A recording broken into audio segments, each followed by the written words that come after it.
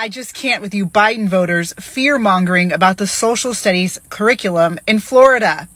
You heard some statements by Karine Jean-Pierre or maybe Kamala Camel Toe Harris and was like, oh, Florida's teaching children that slavery was beneficial. Oh my goodness.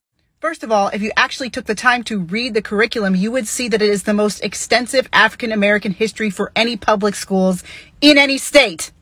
The word slave and slavery is mentioned over 100 times. Students are taught about slave revolts. They're taught about slaves that fought alongside generals in the Revolutionary War and how they were heroes. They're reading writings by Sojourner Truth and Frederick Douglass. This is all in middle school.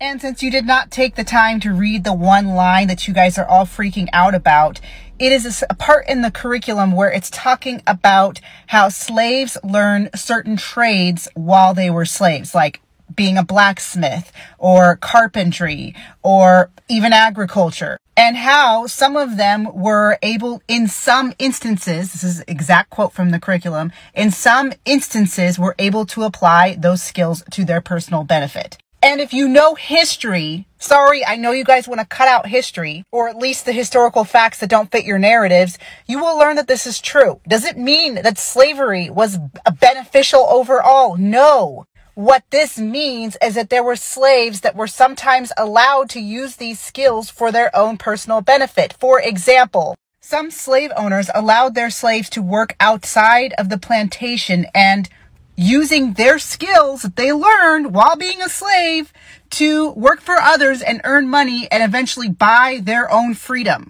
That is a historical fact. Yes, it didn't happen for all slaves. We all know that, but it did happen for some. That's why it says in some instances. You're freaking out over one line that is a historical fact. But I know you guys are allergic to facts nowadays. So here's what I ask you to do. Take a breath and look up Florida Social Studies Standards 2023.